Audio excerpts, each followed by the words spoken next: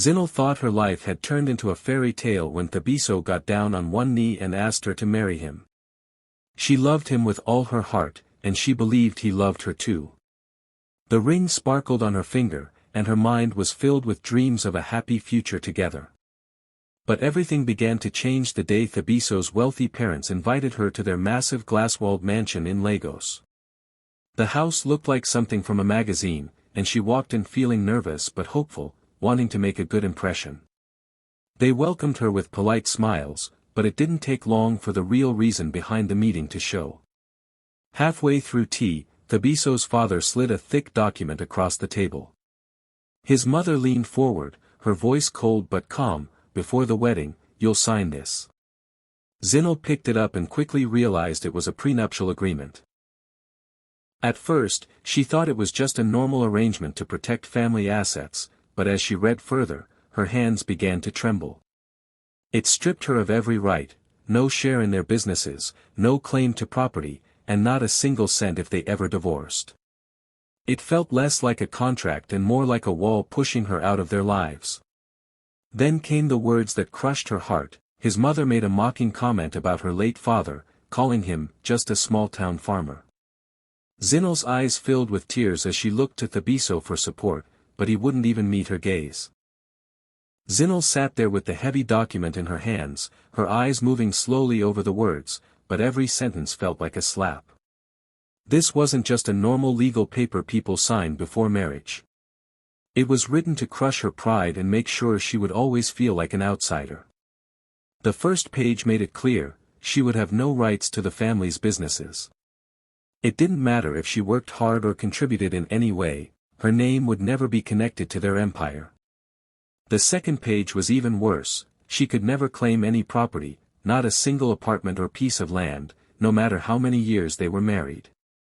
And then the final blow, if the marriage ended, she would walk away with nothing. No financial support, no help, no safety net. It was as if they were already planning for her to fail, and they wanted to make sure she would be left with empty hands. Her chest tightened as she read the cruel words. But it wasn't just the paper that hurt her. It was the way they looked at her while she read it. Thabiso's mother leaned back in her chair, her eyes sharp, like she was watching a servant being given instructions. His father tapped the table with his gold pen, clearly impatient, as if this was just business to him. And then came the moment that broke something inside Zinel. His mother gave a little laugh and said, "I suppose you've never seen something like this before. After all, your father was just a small-town farmer, wasn't he?" The words were smooth, but the insult was sharp enough to cut her heart open. Her father's memory was sacred to her. He had worked under the hot sun every day to make sure she could go to school, to give her a chance at a better life. He was not rich, but he was proud and honest. Hearing them mock him like he was nothing made her blood run cold. She looked across the table at Thabiso, waiting for him to speak up, to tell his parents to stop, to defend her and her family. But he just sat there, his head slightly lowered, his eyes fixed on the table. He didn't say a word. He didn't even try to meet her gaze. Zinel felt something twist inside her, a painful mix of shame, anger, and heartbreak. She wanted to throw the paper back at them and walk out, but her hands wouldn't move. She didn't want to lose Thabiso. She thought about the man who had held her hand and promised her forever. She thought maybe, if she signed it, things would be fine later. Maybe they would grow to accept her. Maybe this was just a test she had to pass. So, with her hands shaking, she picked up the pen they had placed in front of her. She could barely see through the blur of tears in her eyes as she signed her name on the last page. The sound of the pen scratching the paper felt like the sound of her heart breaking. And when she placed the pen down, nobody thanked her, nobody smiled, they just took the paper away, as if she had done nothing more than agree to their rules. Zinel sat frozen in her chair, the signed papers still warm under her fingertips. Her heart was pounding so loudly she could hear it in her ears. She lifted her eyes to Thabiso, searching his face for something, anything, that would make this moment less painful. She wanted to see even the smallest sign that he was on her side, that he understood how much his parents' words had hurt her. But he didn't look back. His eyes stayed fixed on the polished glass table, as if staring at his own reflection was easier than facing her. She waited for him to speak, to clear his throat and tell his parents they had gone too far. She imagined him saying, "Don't talk about her father like that. He was an honest man." She waited for him to put his arm around her, to tell her she didn't have to sign if it made her uncomfortable. But the silence stretched between them like a wall. Every second of it felt heavier than the last. His parents' smug expressions filled the space, and the insult about her father still hung in the air like smoke that refused to fade. Her mind raced back to all the moments she had trusted him, how he had held her hand when he proposed, how he had told her he wanted to build a future with her, how he had promised to always protect her. Yet here she was, sitting in his parents' mansion, being treated like she was beneath them, and the man she loved couldn't even look at her. The sting of betrayal was worse than the humiliation. She felt her throat tighten, but she swallowed hard, refusing to let the tears fall in front of them. Inside, she wanted to scream. She wanted to tell Thabiso that his silence was louder than any insult his parents had thrown at her. It told her she wasn't worth defending. It told her that love, in his world, had limits. And right now, she was learning exactly where those limits were. When she finally slid the paper back across the table, her hands were shaking so badly she had to grip the edge to steady herself. Signing it had been hard enough, but realizing she was alone in this marriage before it had even begun, that was the real wound. She stood up slowly, her legs feeling like they might give way beneath her, and gave a polite smile that cost her everything. Thabiso finally looked up, but only for a moment. His eyes met hers briefly, full of something unreadable, guilt, maybe, or fear, but he said nothing. That 1 second was all she got before he looked away again, as if ashamed to face what he had allowed to happen. As they left the room, Zinel walked beside him, her fingers brushing against his, hoping he might reach out. But he kept his hands in his pockets. The drive home was silent, each passing streetlight flashing across her face, showing her reflection in the car window. A woman who had just learned that sometimes the person you love the most can hurt you without saying a single word. From the outside, Zinel's life looked perfect.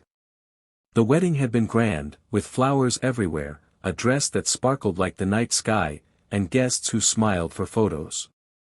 People who didn't know the truth thought she had married into a dream. But inside that glass-walled mansion, life felt nothing like a dream. Months passed, and the love and warmth she had once hoped for never came. Instead, she was treated like a guest who had overstayed her welcome. Whenever the family gathered to make decisions about businesses or properties, Zinel wasn't invited into the room. She would hear their voices behind closed doors, the faint sound of laughter and clinking glasses, while she sat alone in the living room pretending to read a magazine. She knew they were making choices that would shape her life too, but her opinion was never asked for. It was as if her words carried no weight at all. Private dinners became another quiet humiliation. The family would host important guests, politicians, and business partners, but she was rarely included.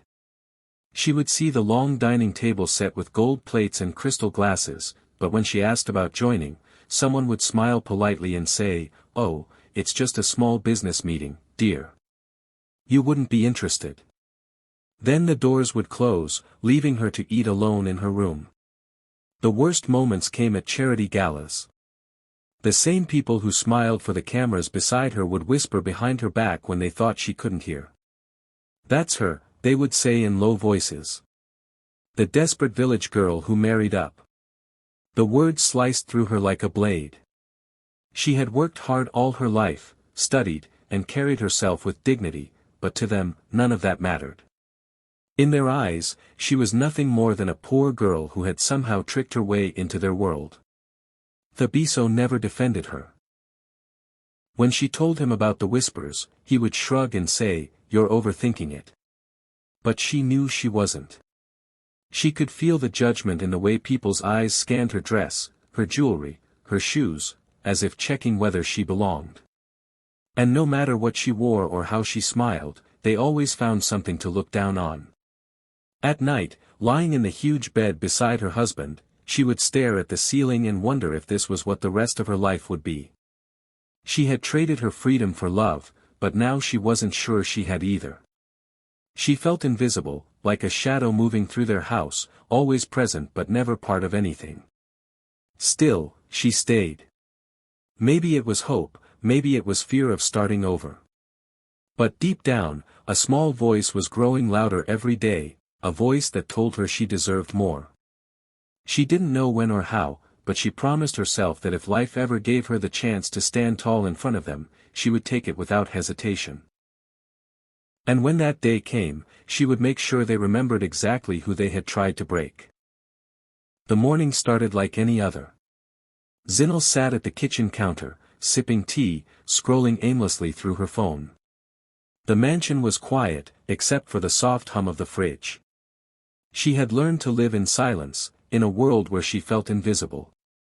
Nothing in her life had changed for months, until the phone rang. The number on the screen was unfamiliar, and for a moment she considered letting it ring out. But something made her answer. "Good morning, is this Mrs. Zinel?" The voice was calm, professional, with a warm Ghanaian accent.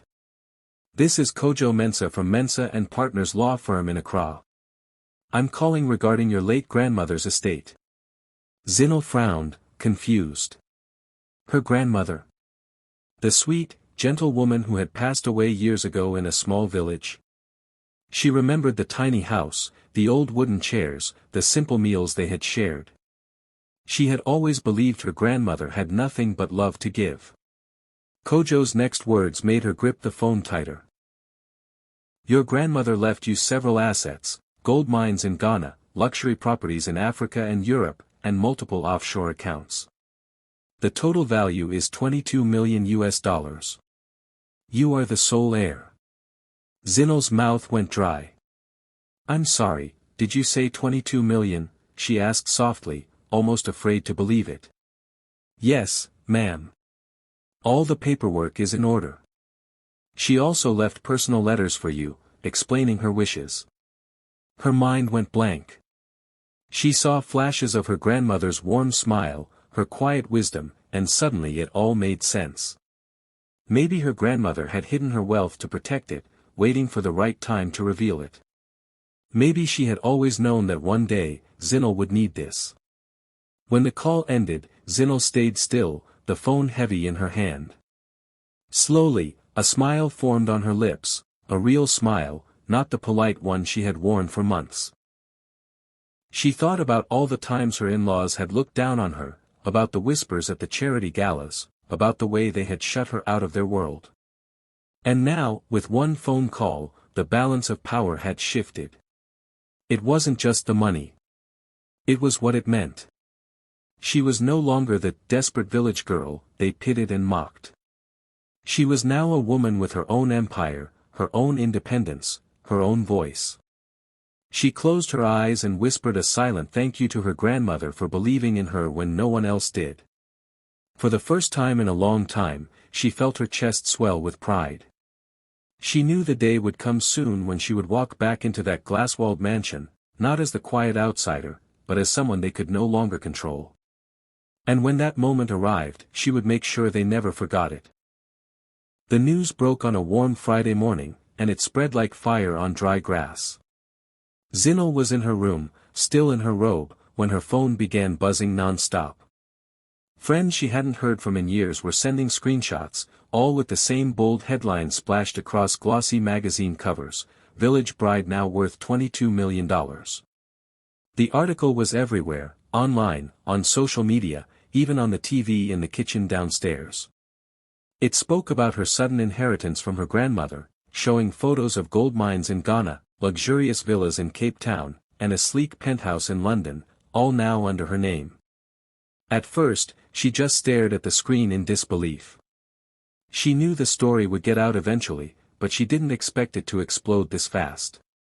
And she definitely didn't expect the next part, her in-laws calling within hours. Her phone rang, and when she saw her mother-in-law's name flash across the screen, her stomach tightened. She almost didn't pick up, but curiosity won. The voice on the other end was suddenly warm, almost sweet. "Zinel, my dear.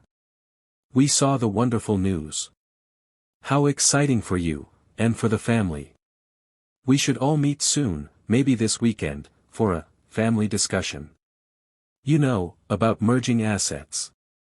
Before Zinel could answer, her father-in-law's voice cut in on speaker. "Yes, my dear. We think it's important to talk about how best to combine our businesses and investments. After all, we're one family now." She could almost see their smiles through the phone, wide, forced, and dripping with greed.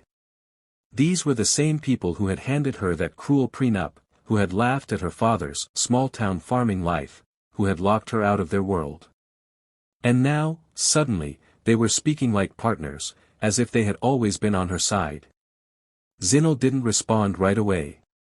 She let the silence stretch, letting them feel a small taste of the emptiness they had once made her feel.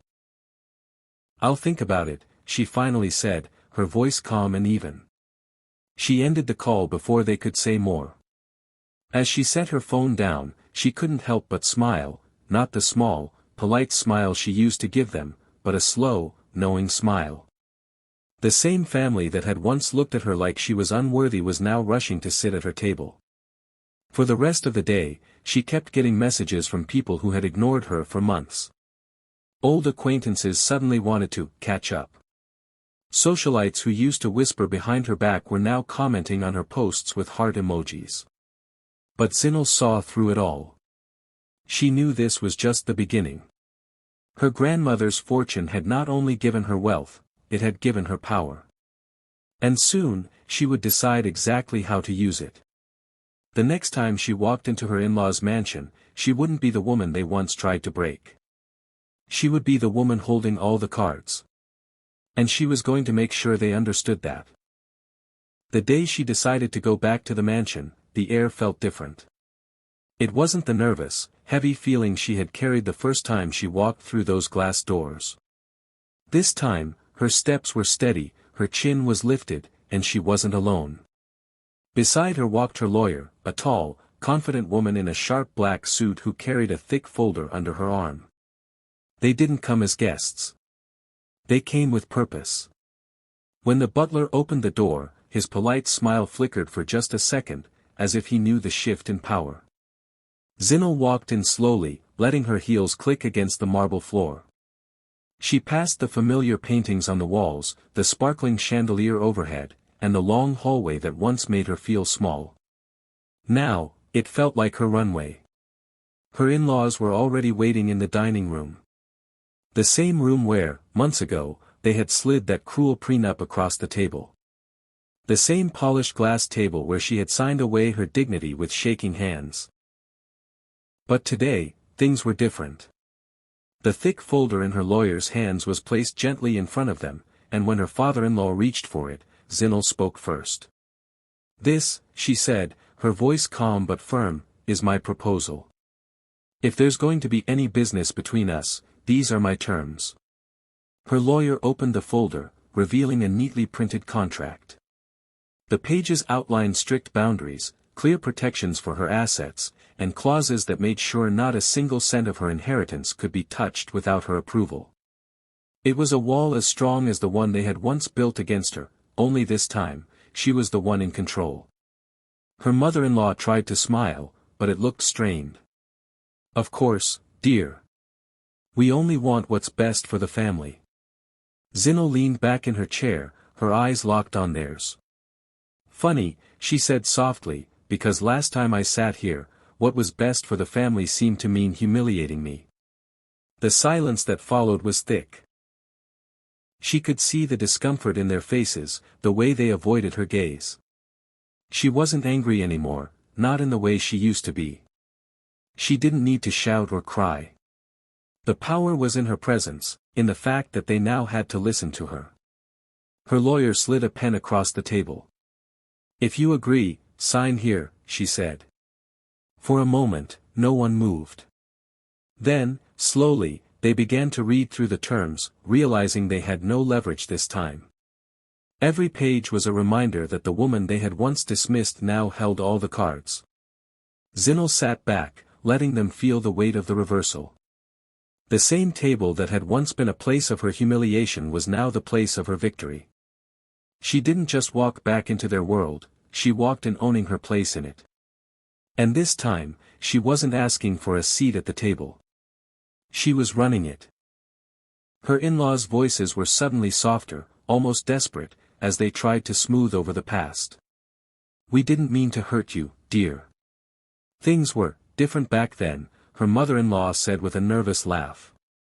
Her father-in-law cleared his throat and added, "Yes, we should put all that behind us. We're family, after all." Zinel listened, her hands resting lightly on the armrests of her chair. Their words sounded sweet, but she could hear the greed underneath. They weren't apologizing because they cared. They were apologizing because they wanted something. She let the silence hang for a moment before leaning back with a calm, almost amused smile. "Don't worry," she said, her voice smooth, "the prenup works both ways." The room froze. She could see the confusion in their eyes slowly turn to realization. The very contract they had once used to keep her from touching their wealth now worked perfectly to keep them far away from hers. Her lawyer began gathering the papers, sliding them neatly back into the folder. Zinel stood up, her heels clicking against the marble floor, the sound sharp in the quiet room. She didn't offer handshakes or polite goodbyes. She didn't need to. As she walked toward the door, she could feel their eyes following her, not with the smug superiority she had once endured, but with frustration, and maybe even regret. She stepped out into the sunlight, the glass doors closing behind her, knowing they would spend the rest of their lives staring at a fortune they would never touch. For the first time, she felt truly free. Not just free from them, but free from the girl she had been the day she first sat at that table. Now, she wasn't the village bride. She was untouchable.